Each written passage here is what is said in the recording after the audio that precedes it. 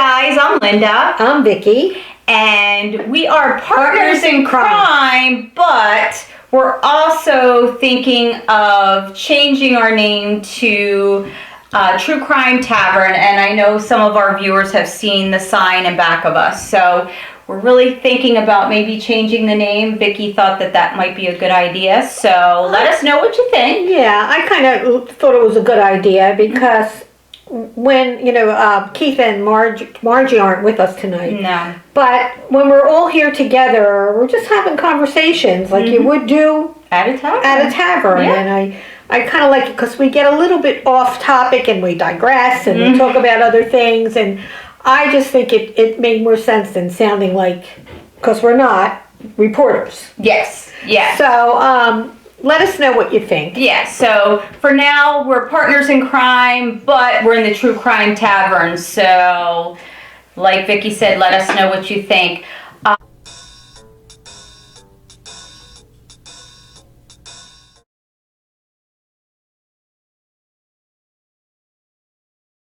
We also wanted to do a wine segment. We haven't done one for a while, so I wanted to bring that up. I did get these O'Leary. This is a Cabernet Sauvignon. I also got a Pinot Noir, and believe it or not, I got these from QVC.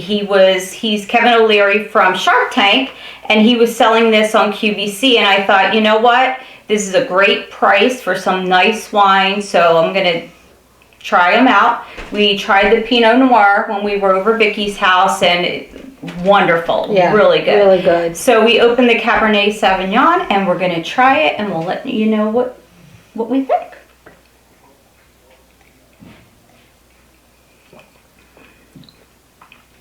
It's good. It's good. Mm-hmm. I like the Pinot Noir better, but I think I did too. Because this is good though. It is good. I like the other one because it's different type. Yeah, it's not as dry. I'm not like a real dry wine person. Yeah.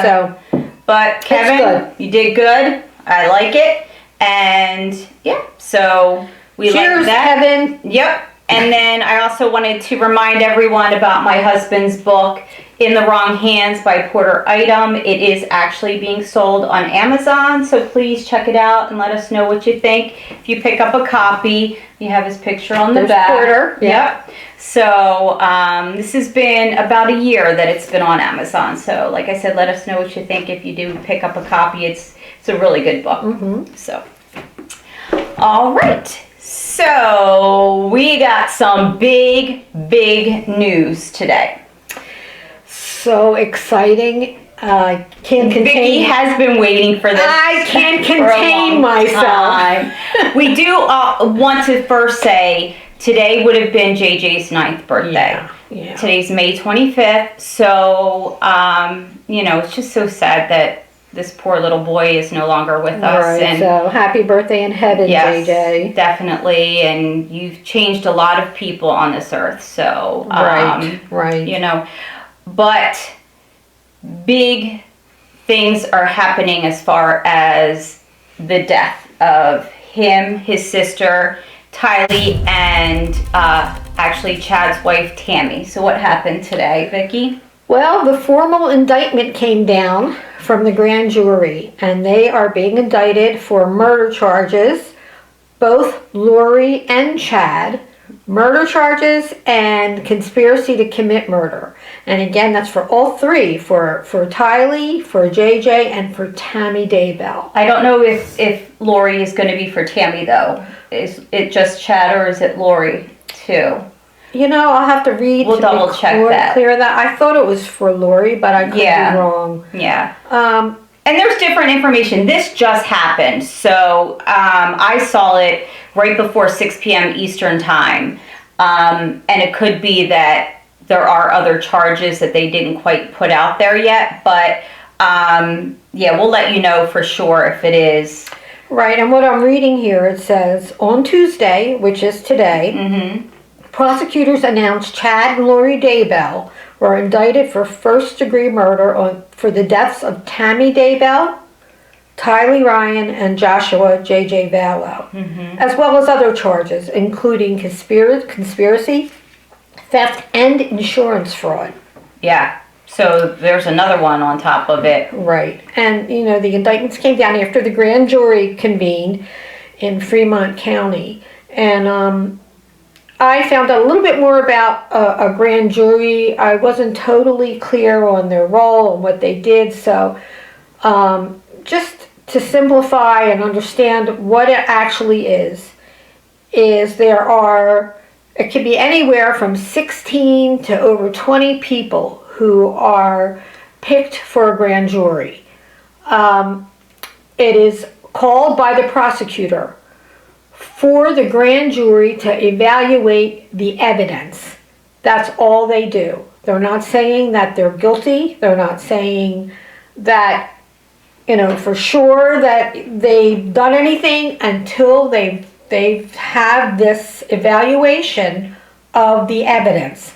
So all of the evidence was presented to the grand jury, and today we find out that the indictment for murder charges, amen, have come down. Yes. So basically that's it in a nutshell. A regular jury is only 12 people. So a grand jury has way more, 16 to over, it could be over 20, but for this particular case it was 16 people. And it doesn't have to be unanimous. Unanimous, no, it right? does not have to be unanimous, which to me makes total sense. I never know why any jury has to be unanimous, but this is how it goes. And when it's not unanimous, that's how acquittals happen. Right. So, you know, this is definitely a better way to go, and I'm so happy to say that they're finally going to be brought to justice. They're finally going to have trials for them, and we're going to know the whole story. And I'm totally shocked about Tammy Daybell. Yeah, Totally that's something else that came down today that, wow. I wonder how Chad's poor children are feeling. Are dealing with this now, because they were so convinced that their father was not in part of his wife's death. Right. So it's very sad for them.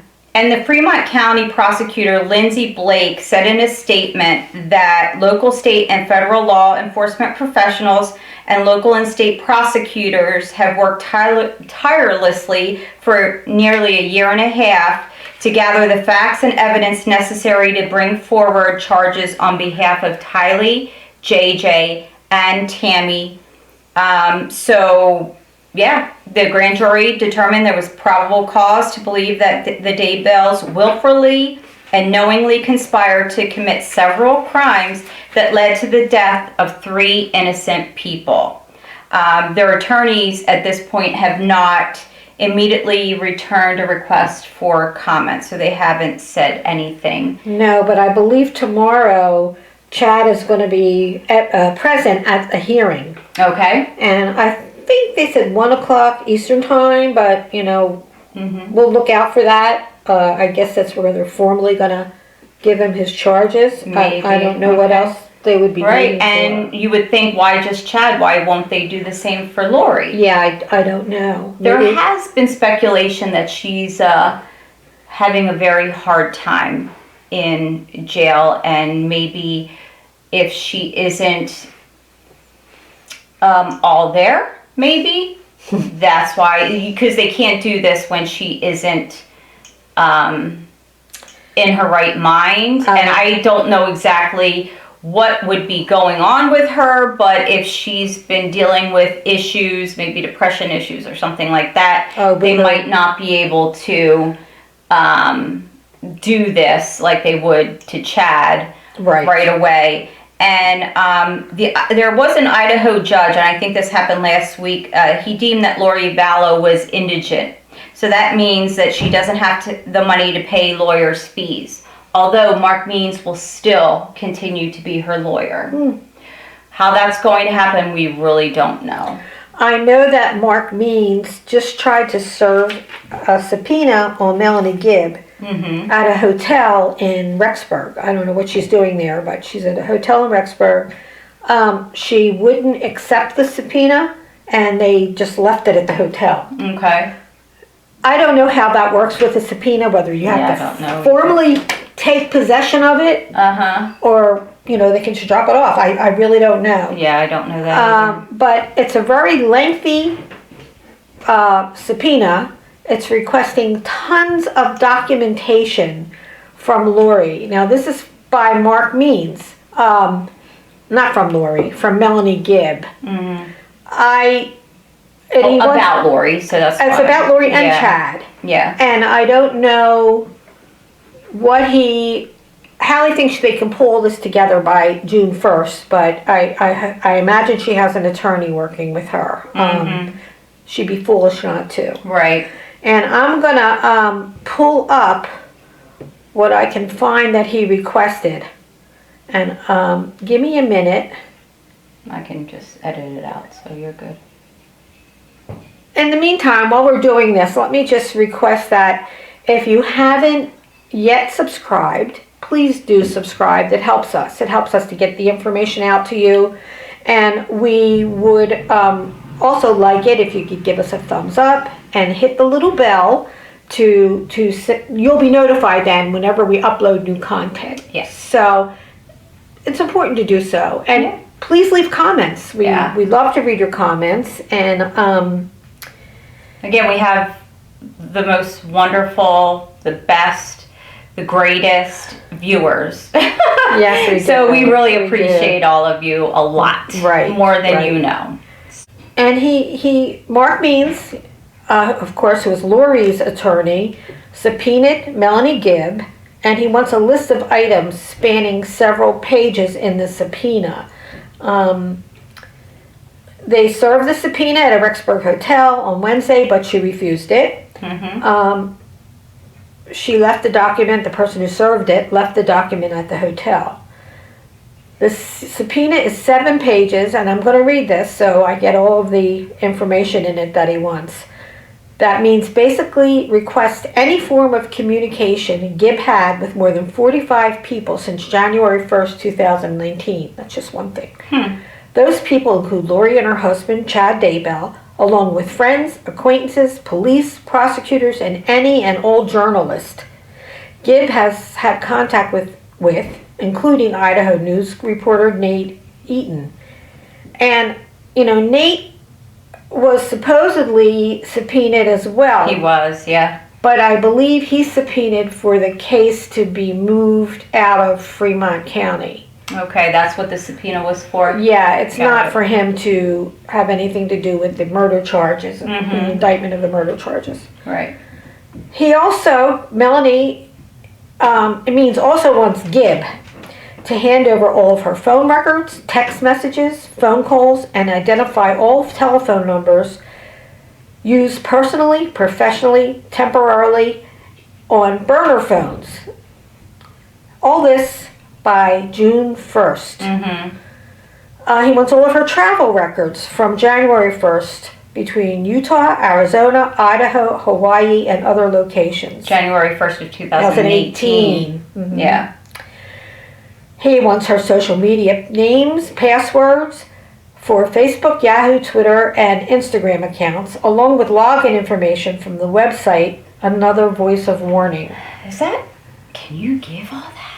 Can you request all that? Well, and then, just so you know, any of this information that he gets, he has to give to prosecutors as well. So any damning evidence towards his client is actually going to have to go to the prosecutor. So they can't just keep this to themselves. Correct.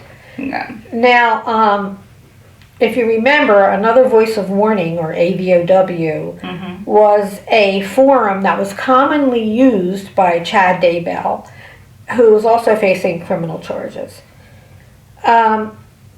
He wants to know Gibb's internet provider, information about her electronic devices, podcasts, books, and public appearances.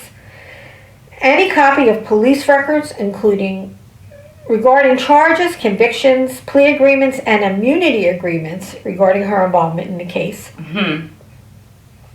I don't know what he's up to. I don't know why but he tends to overdo everything that all the hearings that he's requested, all the filings that he's done. Yeah. And I know that Rob Woods has, complained during court hearings, I gave him that already. Yeah. So I don't know whether they're going to say this is overkill, what he's requesting. Well, just like you asking for Lori to get a cell phone.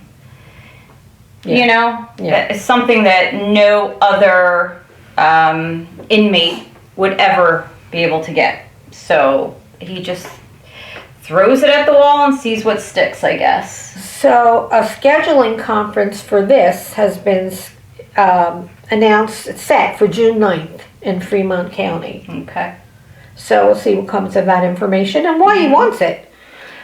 I think he may be trying to implicate Melanie in, the death of those children. Got it.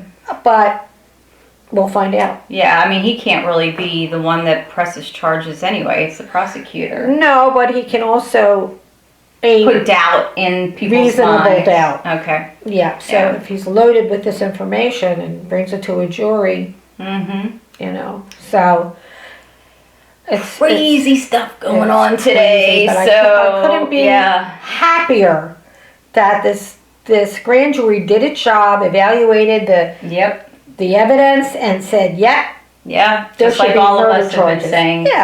We all knew it. We all knew that it would happen. So, and I think Rob Woods knew that this was the fastest way to get the murder charges in line. Started, because they would have considering the defendant's attorneys would have kept saying, well, we need a hearing for this, we need a hearing for that, dragging their feet to put it off. And boy, I would love to be a fly on the wall and listen to what these attorneys are telling them.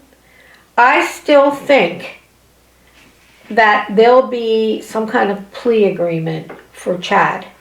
You think Chad, not Lori? I don't know all of the evidence. Yeah, we don't. So it's hard to say. Because the defense attorneys will be given the evidence. So they know, yes, definitely a plea agreement.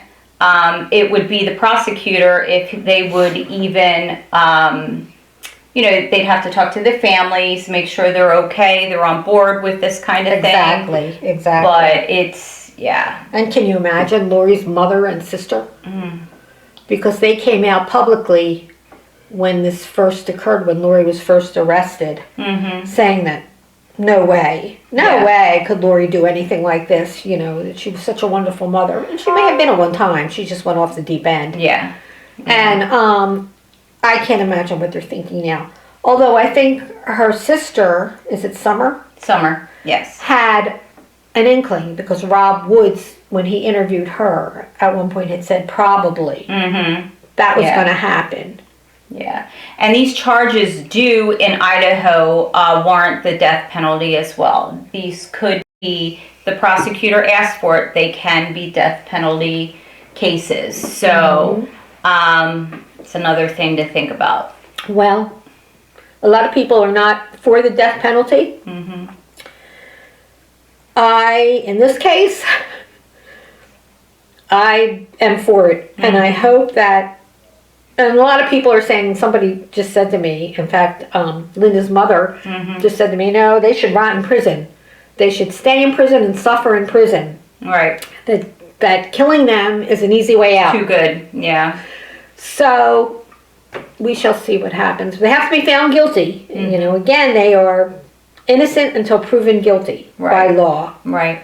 So. And the demons could get to them too, so that might be a worse fate than having them put to death. So, because, it's true. Death penalty, I don't even know. We'd have to look it up in Idaho when the last person was put to death. Could be something that they don't do very often at all.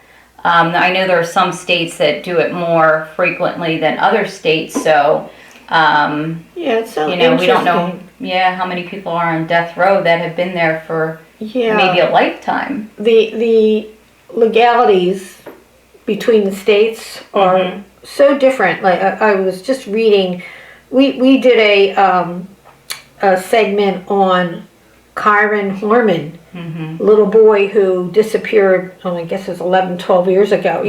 Body has never been found. But, I know that, there are people who are tried with circumstantial evidence, even without a body. Yep. And they had a pretty good suspect in the beginning. It was the stepmother. But somebody wrote, in Oregon, you have to have a body to make an arrest. Oh, wow. I don't know if that's true, but that was her response. And maybe at that time that was it too. Could be. Maybe now it's changed. It could be. So laws are changing all the time, and we are going to go over another case that there is no body so far. So, things are different, and this is in another state. So there's always, every law is different, every state's different, That's right. So, Right. but yeah, this just came up. I was getting ready to do this video with Vicky, and I'm like doing some research, and I'm like, oh my gosh, I saw this online. I was like, this is like the perfect time that she's coming over here, because we were going to talk about something else, and I figured, let me see if there's any updates that we can bring to you guys. So I'm glad that we were able to bring this to you, and it's definitely breaking news today. We'll update as soon as we get some more information. I think the prosecutors have come out and said some information about it, but I haven't heard that yet. But they were due to come out and talk about it. Right. Yeah. So we'll have to let you know what happens there. Right. Yeah. Right. Okay. So. All right. Well, until next time, we're gonna say bye. Bye.